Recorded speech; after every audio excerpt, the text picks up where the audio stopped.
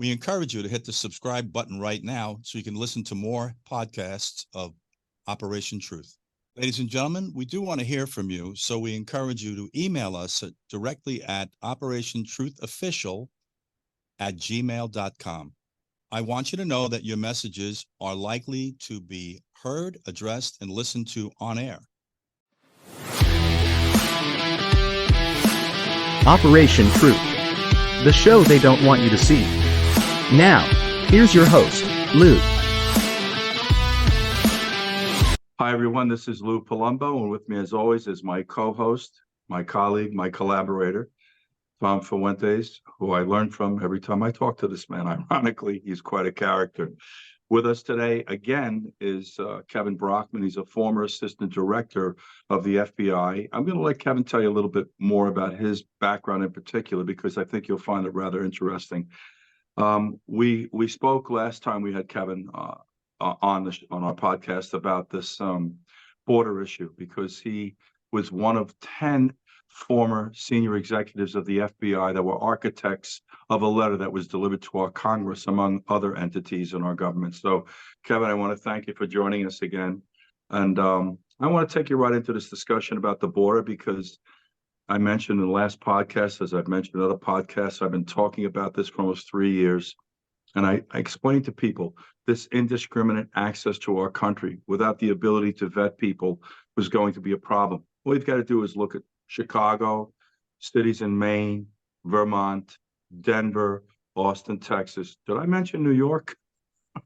New York is so underwater right now. We need to throw them a life preserver or something. Anyway, Kevin, tell us a little bit about this this letter that was generated. I'd like to know a little bit about the discussions that took place between yourself and Chris Schwecker, who, by the way, is a former assistant director, been on our show. You know, how did you guys come together to go like, guys, we got a problem here in paradise? Lou, thanks again for having me. It's a pleasure to be on your podcast. You had asked me what my bona fides were, and I was 24 years in the FBI, starting from street agent up to assistant director. I was the assistant director of the Directorate of Intelligence, which was formed after 9/11 as a requirement of the 9/11 Commission in Congress. And I was privileged enough to be the first assistant director of that new division inside the FBI. And then after getting that up and running, I was asked to come over to the National Counterterrorism Center, another post 9/11 startup, interagency agency that was set up to aggregate all the terrorism intelligence that the FBI, that the country was accumulating and collecting in order to inform the president more completely about those threats. So that was a great assignment, and so standing on those credentials, I and Chris Schwecker, former assistant director for the Criminal Investigative Division of the FBI, started having conversations back in December about our concerns over what was happening over the last 3 years at the border, and our concerns as well that not enough discussion was being mounted regarding the threats that were being presented at the border. And we weren't hearing articulation amongst leadership and government. We weren't seeing coverage in press that equated to the seriousness of what was happening at our borders. And then to synthesize, what has happened over the last 3 years is basically the border has been tossed open so that anybody coming to the border and being encountered most people are being allowed to come into the country, given a court date at some distant time in the future. The vast majority of those people given those court dates don't ultimately show up for those court dates. So basically a free pass into the country. And without a lot of vetting going on as to who these people are. And many who were encountered came with prior criminal histories in the countries from which they came. And so, and also during this 3-year time period, we saw a dramatic shift in the demographics of who was coming across the border. Whereas in years gone by, the vast majority were families coming as families to the border, trying to seek a better life in the United States. And now over the last 3 years, we've seen a dramatic shift to where over 65% of those coming to the border and being encountered are single military-aged adult males from not so nice regions of the globe, many from countries that are state sponsors of terrorism or terror saturated regions, or from Russia and China, and mostly China, frankly. The number two country right now, the greatest number of people being encountered at the borders right now are number one from Colombia, number two from China. What do you suspect? Let me interrupt Ken for a moment. And I know this is a bit of conjecture, speculation, opinion. What do you think the agenda could be of the Chinese nationals accessing the country and the numbers in which they have? Well, here's my conjecture on that. China has deliberately targeted the United States since the 1990s by stealing U.S. research and development intellectual property, remotely accessing it through the internet. You can track the rise of the Chinese economy directly to the advent and widespread adoption and commercialization of the internet. The internet provided them a pathway to steal research and development that they didn't have to do. And you look at their products, many of them are similar to American products. So economic espionage became a huge weapon of the PRC, People's Republic of China, for the 90s and the 2000s and the 2010s. What we've seen lately, and Christopher Wray, the director of the FBI, has rightly testified to this, so has the head of Critical Infrastructure Security Agency, Jen Easterly, pointed out that they have seen a shift in China's objectives to where now they are actively attempting to intrude through cyber attacks on America's critical infrastructure, to where they will introduce malware not to disrupt now, but to disrupt should hostilities warrant in the future. This is gravely concerning, another topic that doesn't get enough attention. And Lou, I will bring this to the point of your question here in a minute, but this is as backdrop. The fact that the Chinese are assessed to have by NSA and other agencies this capability to directly disrupt critical infrastructure. That means power, that means energy, that means fuel, that means transportation, that means other things that we depend on in our lives, to where we could suffer devastating disruptions and even deaths, is gravely concerning. This is a key strategy of the PRC at this time. Second threat from China is a very deliberate infusion of fentanyl into this country. Fentanyl is manufactured, the precursors of it are manufactured in China, shipped to the cartels introduce it into the country. We now have more fentanyl in this country that can possibly be consumed. Fentanyl is not just an addictive drug, it is a bioweapon. So China has put into place attacks that could be triggered at any time, whether they're attacks on critical infrastructure, whether they're utilizing fentanyl as a bioweapon, but not all of that can be done remotely. It would need to increase the effectiveness of these attacks. You need boots on the ground. You need people here in this country to help with the last mile of the attack. That's my concern. When 30,000 military-aged Chinese males come from a country that's not known for allowing mass emigration, then we should be worried, and it should be, and the FBI should be monitoring all of these individuals, finding out whether they have been tasked operationally, and work now to mitigate that threat. Otherwise, we're going to suffer mass consequences. Well, and for everybody listening, I'm sure you're glad I asked him that question, because he gave you quite a very detailed and important explanation as to why we should be concerned. I want to ask you something, and I almost hate to ask you this question, but how does it make you feel when you listen to Mayorkas tell you that our border is secure redundantly? You know, I just struggle to understand how we could lack so much honor, so much integrity, such a lack of morality and truth, that this man redundantly has said the border is secure, the border is secure, and he doesn't waver on it. And what's this man Biden? What fabric is this man made of? Or does he figure that maybe the clock is ticking on him? He's not going to experience the fallout of this. Well, I want to tell you this. It's about our young people here today, guys. We're handing them a bad deck of cards. Myself, Kevin, Tom, any of us in our demographic, we're positioned differently here. We just have to finish out whatever time we can in as much peace and calm as we possibly can. But the young people here, guys, are going to take this in the shorts. I want to ask you, Kevin, about the balloon, the infamous balloon, now that we're on China for a moment.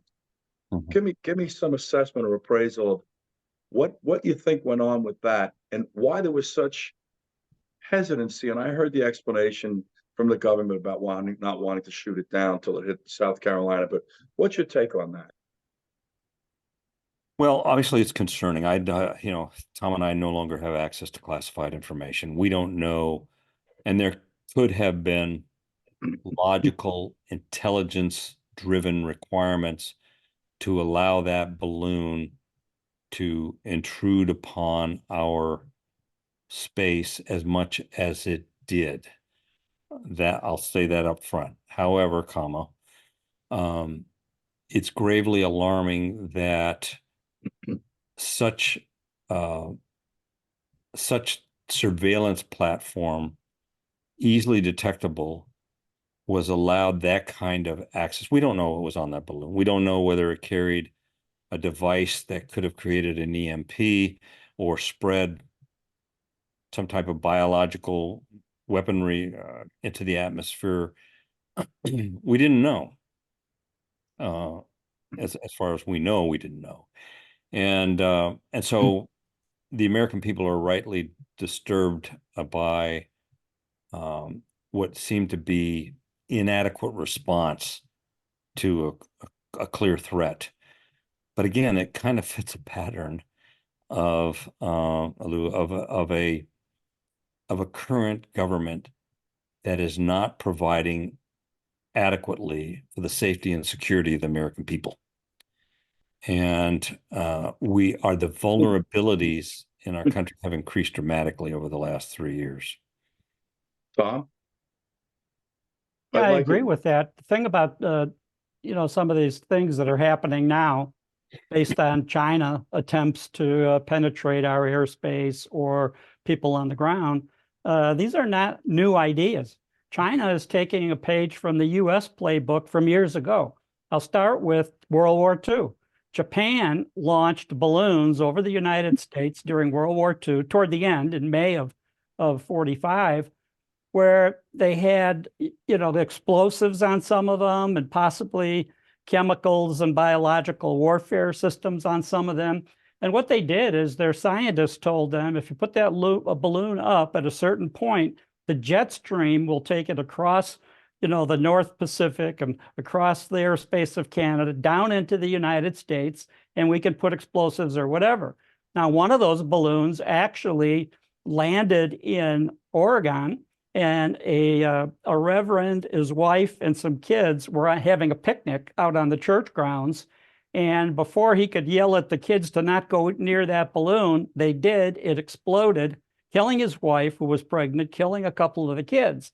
Now, that is in World War II. That was a Japanese weapon that was launched. And of course, the Japanese had a biological warfare factory and research center that they put in China, and they were spraying chemicals on Chinese towns, testing how lethal they would be. And they were looking at a way, how can they deliver that from Japan all the way to the United States? And that's what they chose, put it in the jet stream. Now, during the late 1950s, we had a program, and now I'm going to talk about the Chinese soldiers that have come across our border, 20 or 30,000 of them. But we had a program in 1958, 59, where a number of military personnel, which included Lee Harvey Oswald, decided, or they were hired, I should say, by the Office of Naval Intelligence, working with the CIA. And the idea was that they would pretend like they're communists. They hate the U.S. They're defecting to the Soviet Union to become spies for the United States. So Oswald goes over among the mini group. Well, the thing is, the whole program was compromised. KGB in the Soviet Union knew that we had that program, knew these people were coming. And then what they did was when the individuals got to the Soviet Union, then they set them up with women. So Oswald is introduced to Marina and his wife, and they later marry and have children. And the idea was that these KGB female agents would marry the Americans, and when they went back to the US, decided that they did enough spying, like Oswald did. 2 years later, he says, never mind, I'm a loyal American, give me my passport back. He had handwritten notes. He flies to Rotterdam in the Netherlands, and he's debriefed by ONI and the CIA, and oh yeah, he brings his lovely bride over. And the part of that program was the Soviets put these women with our men so that when they came back, the women then, as spouses, get citizenship in the United States. Then they make up a story that their husband beat them or mistreated them or something, get a divorce, and now they're roaming all over the US spying. So now we see these Chinese young men coming over. This time they're not bringing brides, but what are they doing? They'll find brides on US soil. They'll do what they're going to do in the US. Now, the other thing is China has this, this system where you can't travel. If you don't have a good social credit score, you can't take a bus, taxi, train, airplane, any mode of transportation. You can't leave the country. You can't do any of that. These guys are obviously being flown here with the help of the Chinese government. They land in Ecuador or some other country next to Colombia, South America, and then they stay in real nice hotels. Buses roll up, paid for by who knows, and bring them to the US. Now, the next thing, we see pictures of them standing on a highway with US Border Patrol standing with them. And they're by the thousands coming in like that. Now, are they here for espionage? They're not here because they want to be loyal Americans, or China wouldn't let them come. So what are they doing here? Or what's their future plan to harm the US? We don't know yet. Time will tell what's going to happen with that. Tom and Kevin, I have to say it this way. This border issue is a wake-up call. There's a lot of things you can kind of arbitrate and negotiate through life. I mean, I got all that. But when we're talking about something that poses a direct threat to your nation's security, as was articulated by the FBI director about 9 months ago, and in that he said, the southern borders, threat to the United States, every 12 hours, the FBI opening up a case regarding China's activity in the US, what you're witnessing in your major cities. And then you listen to 10 senior executives of the FBI. And I'm not even including Tom in that. Tom's voice you can hear every week with me on this podcast in multitude. I'm hoping that the American public I know we're asleep at the wheel. I hope we aren't so asleep at the wheel that this next election, we can continue to allow this governing body to do what they've been doing for these past 3 years. I am just, I hate to say it to you, I think alarmed is the word, and probably more so than a lot of people who don't have children, because those of us that do, we're looking what we're leaving them. And that's really what the show's about, guys. Just to remind you, this is not about Tom and myself and Kevin, Chris Schwecker, any number of people we've had on. It's not about us telling you how wonderful we are. It's you benefiting from our experience. These two gentlemen with me today dedicated their lives to protecting this nation. Heed their words. They're more trustworthy than probably 99% of the people sitting on Capitol Hill. I don't even talk about the president because I've gotten into this mode where I don't like the manner in which they address Joe Biden. I don't think it's a good thing to make fun of him when he trips. That's just Father Time. It catches us all. Let's stay factually driven, ladies and gentlemen. I direct that to Sean Hannity, for example, who seems to think it's humorous that we see the president make gaffes. Guys, you got to understand what we're living with here. The future of this country, I feel, is teetering on this next election. I don't believe, and I'll bet you these two gentlemen agree with me, we'll survive another 4 years of what we're doing and the way we're doing it. Kevin, I want to go into this discussion about Putin, the Ukraine, Navalny, in a very general sense. And, I first want to give you a little bit of lead in that. I'm sitting here understanding that we've spent $113 billion in the Ukraine. We're asking for $61 billion more dollars, which brings you to a grand total so far of $174 billion. What's your impression of the Ukraine? Because I know Tom's. I'd be curious to hear what your impression is, Kevin, of the Ukraine. Yeah, and I've actually written about this. My philosophy is Europe has proven itself to be, over the centuries, a small geographic landmass populated by people who cannot get along with each other. Twice we've been lured into wars on that continent and have expended upwards of 500,000 American lives over there. I do not want to see another drop of American blood spent on behalf of a continent that cannot get along. I have no interest in their internecine disputes. I don't care much what as a freedom loving capitalist, American, I certainly honor the freedoms of the people of Ukraine, but they're an oppressed country, even at their best, led by corruption, rife corruption through the years. Putin is a thug. He's Vito Corleone in a nice suit. He obviously has shown that he has no regard for the law, no regard for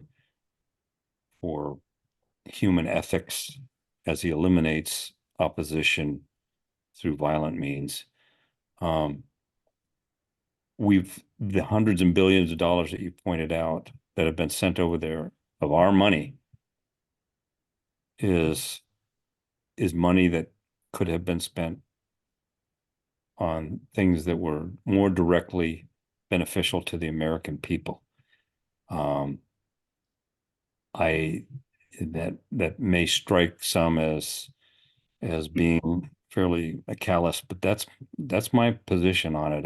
I would, if I had draft age children still,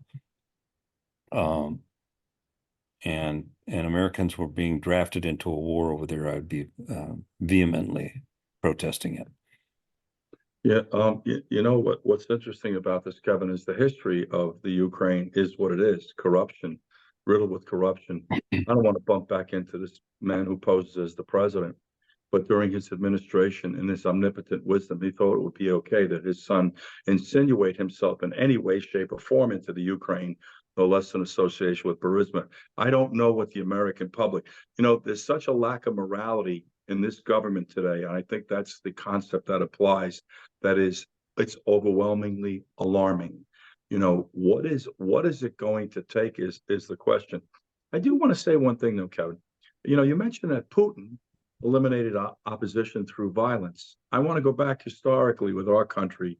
We embraced that same tactic. In fact, we spoke after the last podcast about the Kennedy assassination, a big discussion there regarding what transpired there with that one single event on November 22nd, 1963, and what we're living today, the loss of the innocence of this country and its rude awakening about bumping into this military industrial complex. But I want to talk, before we go on to that discussion, this fell in this one thing I do want to say, Kevin, I don't know if you agree with this. I believe that we should help support the Ukraine proportionately. I've said before on this podcast, I'm tired of saying it. 31 NATO nations exist. 29 are on the continent of Europe. Let them take the lion's share of this responsibility, since they seem to be so concerned about the guy who's knocking on their door. I'm not saying back away, but this is like the cuckoo left the clock. We have homeless, mentally ill, our veterans. We should hang our head in shame that Tunnels for Towers builds homes for our veterans that are user-friendly for them when they're amputees, not our government. Or that the mortgages are paid off by Tunnels for Towers, not our government. Let's keep funneling money in. But you know what it is? I think the American public sometimes feel desperation, despair. They go like, well, what are we going to do about it? Guys, get off your rear ends and vote. Take your political lens and sit on it. Stop looking at this country through a political lens. Think about your children. Think about their future. Look at the trajectory of this country. Listen to these conversations we're having with you. We're not selling fear. I never sold fear in my business. In 44 years, I'm in this industry. I tell people the truth. I tell people stay calm. That'll get you through this thing. We're in a crisis here. This Navalny thing. Now, I just want to make sure I understand the backstory. This guy's not a U.S. citizen. He's a Russian citizen. He got out of Russia, then went back in. Then they grabbed him and allegedly they murdered him. And now we're involved in this somehow in imposing sanctions, and Australia's doing the same thing. When did it become incumbent upon us to punish another country for how they treat their citizens? In other words, and I understand where we could go with this thing with Tiananmen Square and the Chinese. I know where it is. I'm just opening this up to discussion. But how committed should we be in pursuing this issue with Navalny and Putin? This is not like this is a new Putin. Would you agree, Kevin? No, it isn't. And sanctions against Russia have shown to be not very effective. And it's more of a symbolic reaction. But I will point out that Putin, with his base morals, eliminates his opposition through violence. In our country, there's an active attempt to eliminate political opposition through judicial polonium, basically, by this administration going after and other Democrat-led prosecutors around the country going after Donald Trump through the courts any way possible, using charges that are ultimately not standing up in court. And even the recent civil fraud trial that awarded over $300 million or charged Trump with over $300 million is the facts of that matter, and the reasoning behind it are specious at best. So we have our own methods in this country of trying to eliminate political opposition, and comforting ourselves that we're not doing it through violence is a small comfort as far as I'm concerned, because the lack of morality behind it is the same. When you have, and I'm not like you mentioned in an earlier podcast, Lou, I'm not a Donald Trump fan or somebody that even actively votes for him. My family is FDR, JFK Democrats, long line of them. I'm no more conservative or less conservative than they were in that Democrat Party, which doesn't exist anymore. There's now a leftist party, not a Democrat Party. But as somebody who dedicated, his life to the rule of law and our judicial system, I am appalled by its misuse, by the double standard, by the use of searches and arrests against Donald Trump and other conservative Republicans, where similar offenses are overlooked when committed by Democrats and those on the left, whether it's the misuse of classified documents or other examples that are treated differently in our current judicial system. So our hands aren't clean either, frankly. We're not murdering people, but we're doing the next best thing. Kevin, you mentioned about this, what you're alluding to is this double standard. And I'm watching them pursue Donald Trump, and I'm not a fan, quite honestly. I will acknowledge things that he did for this country, that even Jamie Dimon acknowledged in the CNBC interview.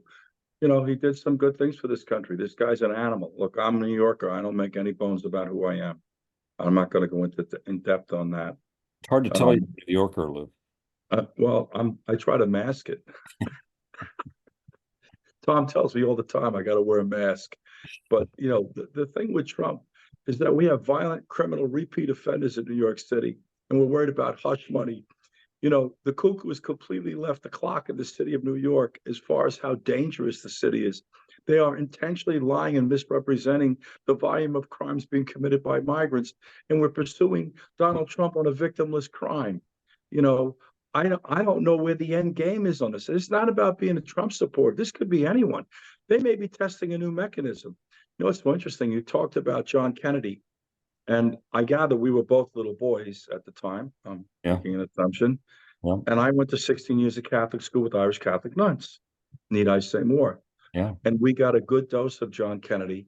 And regardless of what your politics are, if you want to listen to an inspirational leader, a man that knew how to galvanize this country, a man that spoke to the importance of peace, a man that took responsibility. What was so interesting for me with this guy is knowing now what we know about spoiled children in our country, of which he was one. This man grew into that job. It was quite interesting. Maybe what we should do on a daily basis is play some of these speeches or addressements that he made that would inspire this country into what they should pursue in leadership, because it just isn't here. And I don't find comfort being critical of our elected officials. That's not my cloth. What's going on with Joe Biden is alarming. And I'm not even talking about his cognitive state. I'm talking about who this guy is as a man at the core. And I just tell everybody this. I can argue with you about foreign policy, the borders, gun control, the cost of living. Please explain to me, Mr. Biden, and your, I'm going to say, scumbag son, what happened with this little 4-year-old girl in Arkansas that has never met her grandfather or her father? That tells me more about the Bidens than any bribes you could send to me. That, am I right, Kevin? That defines who we are as men. There's nothing further to say about Joe Biden. You can take your politics, all of you, Joy Reid, Letitia James, Stacey Abrams, Cori Bush, Cortez Tlaib, Omar, Maxine Waters, and shove them. Look at this man with your double standards, what he did with this baby. Explain this to me. And I don't mean to get so amplified about this, but you want to measure a man as a failure?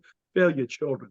Look at what went on with this guy. That should tell you more about him than the listening to the bribes or selling office. And I hate to keep going off on this topic, but it strikes me to the core because there's no greater sin than to fail your children. I'm sure you agree with that, Kevin. Well, again, it's easy to beat up on him because there's so many things that he's done that merit that. And you know, I like you am the product of Catholic school education, raised by an Irish Catholic mother who celebrated, like other Irish Catholics, the election of John F. Kennedy. And in that faith, obviously there's a strong feeling and agreement that the killing of the unborn is wrong. Joe Biden describes himself as a devout Catholic and yet goes to the extreme to enable the killing of the unborn. You can't have it both ways. And that type of hypocrisy does not land well with faithful Catholics around the country. So, yes, there are things that in his background and what he has said that people can find distasteful.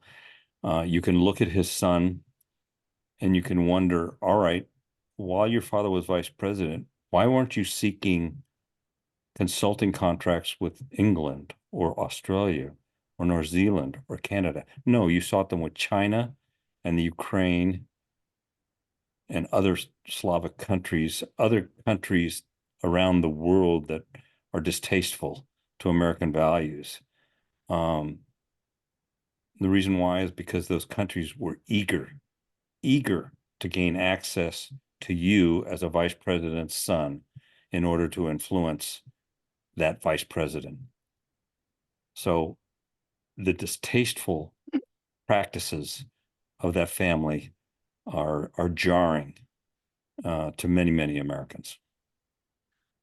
I will tell you something interesting what's going on in New York. And you know, New York has always been traditionally a Democrat state. You know, Giuliani stuck in there in 92. He won in November 92, was inaugurated January of 93.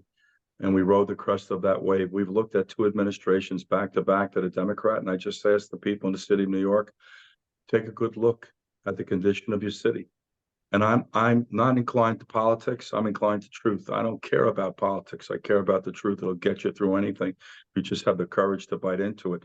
You know, I'm going to say something that I've said a long time ago. In fact, a friend of mine, Bob Boyce, is recently retired chief of detectives in the New York City Police Department. Another brilliant, brilliant man, and another one of these quintessential leaders. I think New York's in play. You know, I can tell you what I've watched in Nassau and Suffolk counties. Nassau is contiguous to the city, and Suffolk is contiguous east to Nassau County in upstate New York. I think the state could go Republican because the people in the city of New York are reeling right now. You know, we are shutting out student bodies in high schools in Brooklyn, Madison, James Madison High School, displacing these kids, telling them, go home and remote learn. We know how that failed, especially the minority community, because the infrastructure isn't there for them to get on computers, folks. Guys, if you ever want to have a sit down with me and talk about what's going on in this country and how to get it back on track, I'll be happy to do it free of charge. Most of these problems are self-inflicted and there's fixes to them. But I'm watching what's going on in New York. And you know, what's really happened in the country, and this is the truth, guys, you want to believe it or not, the Democrats have used our minority communities. They've done nothing for them. Barack Obama in his 8 years did nothing for the minority community, and the Republicans just turned their back on them. Republicans, from a strategy standpoint, go in and embrace the religious leaders and the local elected officials and make a run at trying to take some of those billions out of the Ukraine, infuse them into that community so these kids can go to school and learn, not go into environments where they hold order, make their streets safe so they're not collateral damage to these shootings. And by the way, upgrade their housing, which is horrific. I looked at it. I lived it. Medicine, diet, to start with. Get the guns off the street. I could do that with Bob Boyce and Bill Bratton. In 24 hours, I could change the climate in any minority community here. All you've got to have is the courage to do so. I think New York is potentially in play because I think even the people in the city of New York, which sway the state, have had enough of the crazy.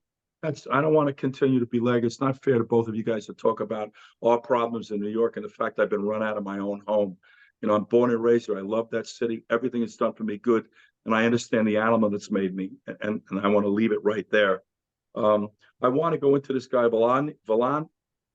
Navalny, and ask you again, as I brought this up, we talked about the 500 sanctions that are valueless. But what is all this posturing like? You know, we're taking up some humanitarian cause. This man knowingly went back to Russia, if I'm correct, understanding the peril associated with that revisit, and may have suffered the consequence. Why are we so heavily invested all of a sudden in a cause related to a Russian citizen? I mean, how would we feel if people started to express concern about how we treat our own people, not even talking about Donald Trump, any of these people we persecuted on January 6th. Tom, you want to talk about that for a minute? Yeah, I think we need more investigation on this because there's reporting coming out that he may have been an agent of MI6 from the UK.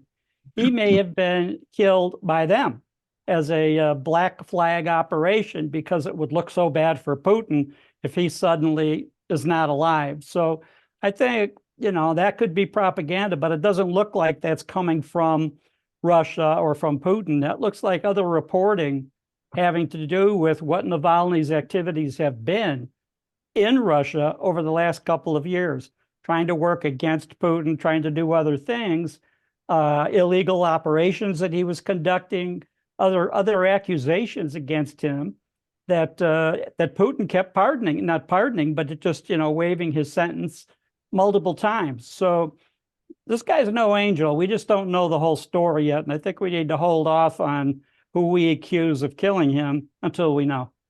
Kevin, your opinion, sir?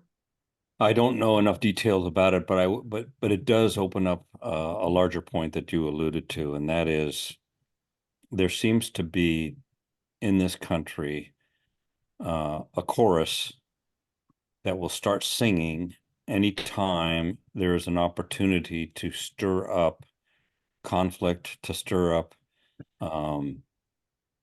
agitations and whether it's in Ukraine, the Ukraine-Russia war, whether it's in the Middle East, a little bit too much of an enthusiastic chorus that's tied to, Lou, what you alluded to in an earlier podcast, the military-industrial complex. Never underestimate the power and quest for money that conflict brings. And there are vested interests in this country that will always try to amplify controversies that might help embroil the U.S. in situations where greater spending is dedicated to that military-industrial complex. I'll leave it at that. I mean, I'm not breaking any news here. That's a concern and a suspicion that's been around for decades, but it seems to consistently occur whenever things like this happen that stir up passions.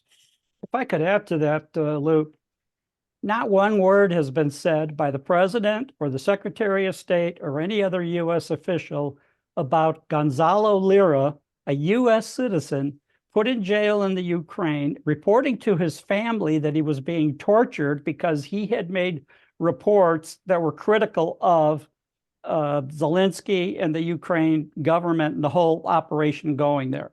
And as you know, Zelensky has locked up priests, nuns, reporters, anybody that's criticized that government. He called off and he's such a Democrat that he canceled their election, locked up his opponent for multiple years in prison. And now Gonzalo Lira, reporting on all those things, gets put in jail, telling his family he's being tortured, and then he dies. So not a word. We don't hear a word about that out of our president, who went ballistic when Navalny dies. Oh, he couldn't wait to get out and say Putin did it. But he didn't say Zelensky did it when Lira got killed in the Ukrainian jail. You know, guys, what we're realizing is that this country needs a massive course correction in the way we just do business in a general sense. And Kevin, you mentioned something about the military-industrial complex and money. And what we witnessed in our lifetime, especially with the advent of the 80s and Wall Street shifting gears, is we've basically sold our souls for money, guys.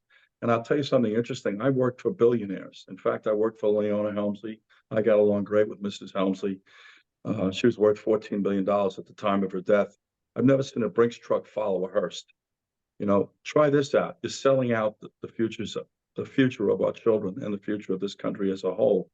You know, we could go topic to topic here. Tragically, what's so alarming is this lack of integrity, truthfulness, morality in this government today. And, you know, I am not so sure that the Republicans are properly presenting the case against the government. I don't like even saying that. You know, we all came from that same generation where, you know, at one point, you gentlemen know better than I do, if you spoke out against an elected official like the president, the FBI created a dossier on you. That's what J. Edgar Hoover did. That's common knowledge. I don't find comfort in criticizing this. I don't know how to refer to Joe Biden. I don't know how to refer to this man. I have so little respect for him. I don't know where to start or stop this conversation. You know, I don't want to just get into this thing about him. It's just disgusting and it's alarming. And you look at this entire administration. Mayorkas, Kamala Harris, Merrick Garland. I mean, I don't know what to say about this guy, Merrick Garland, that you're protesting, threatening, and intimidating our Supreme Court justices. And I don't know Title 18 the way you two gentlemen do, but I have brushed up against it. And you don't see fit to send a message out that you may not do that with our Supreme Court justices, and you're allowed to remain in office. Guys, this is our defining moment. We've got it staring us right in the eyes in 2024. And I wish I could tell you Donald Trump was the answer, but I can't. The problem is he may correct his course by economic standard, probably going to open up the pipeline. I definitely think he'll shut that border down. And that needs to be done independent of politics or your political views, because we need to shut it, to regroup, to figure out what the approach is going to be to facilitate an orderly, sane, rational, reasonable migration problem. And please listen to these two gentlemen today. We can't vet people coming into this country from certain parts of the world. There are no databases, and they change their identity. Driver's licenses, passports, birth certificate, like you change your underwear, providing you change your underwear every day. And I'm not pointing any fingers. The bottom line here is we're in a crisis. We need to change the course of this country. That's why we do this podcast, Tom and myself.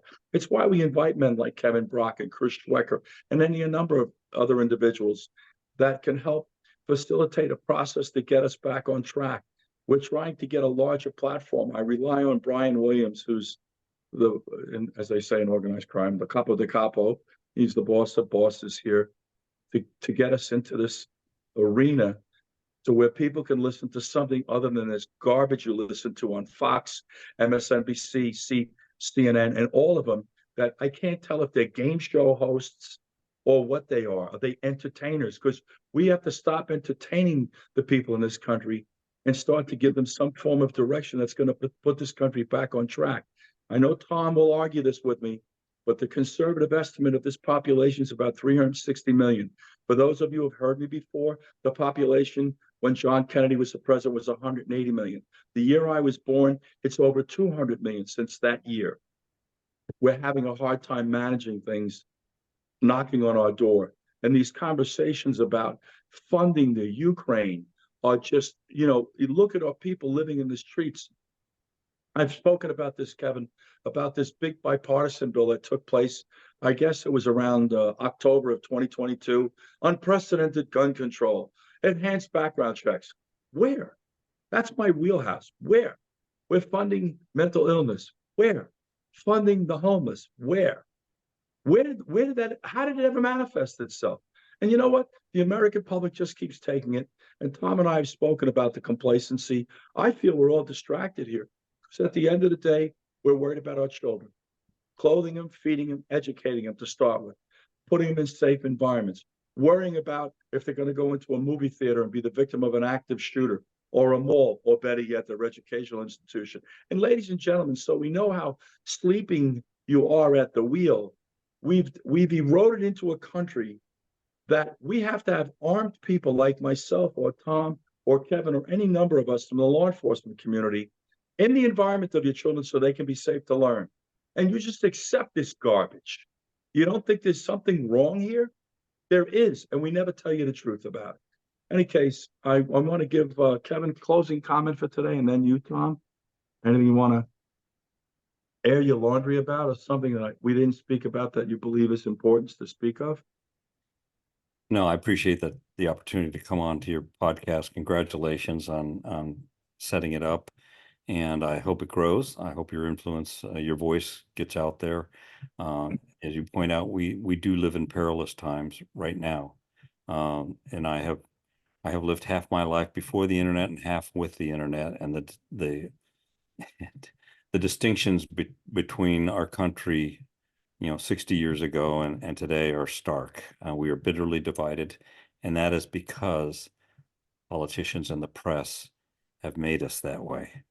And we don't need to accept it. We're Americans. We need to be united. We need to love each other, and we need to seek common ground. But above all, we need to make sure that we and our children are safe and secure in this country. And right now, the government is not providing that for us. And so, Kevin, so I may selfishly say, I hope that you're back on a more frequent basis, because your insight, your wisdom, your experience, your life experience, that's what the three of us really bring to this, guys. I've had a phenomenal journey. I've had an immense amount of adversity and disappointment. I think that's what carves us out sometimes, if you allow it to, or it to destroy you. For me, it built a different kind of animal. I thank Tom every time this show ends, Kevin, because I always say I love people smarter than I am, because that's how I learn, and I love and respect both you guys for what you bring to this table. I hope you are prepared to be a voice in this going forward. And it has to be on your terms, because I know you may have other interests or distractions. You may be married. That alone will do the trick. Tom, I give you the closing shot for today, sir. Yeah, I just want to thank Kevin for coming on. You know, we came up, Kevin, Chris Wecker, myself are in the same generation of street agents that became supervisors, that became special agents in charge of divisions, later went on to be assistant directors of the FBI or in other equivalent positions. And, you know, so to be on a podcast on any kind of a show with Kevin or with Chris is an honor for me to do that. I'm glad that we were colleagues when we worked together in the FBI, and even now, because we're shocked and outraged at what's happened to the reputation of our bureau, and we want it restored. We want the country restored. We want the presidency restored. We want the FBI restored, and the FBI plays a critical role in protecting the American people on a worldwide basis. So thank you, Kevin, for coming on. My Thank you, pleasure. Kevin, as well. Thank you, Tom. And I don't think we need to say much more than that today, ladies and gentlemen. We'll see you next time. Kevin, hopefully we're going to see you real soon. Hope so. Tom, I rely on you in nudging him. We'll see you Okay. again, guys. Thank you so much, guys, for listening and for viewing. Thank you, everybody.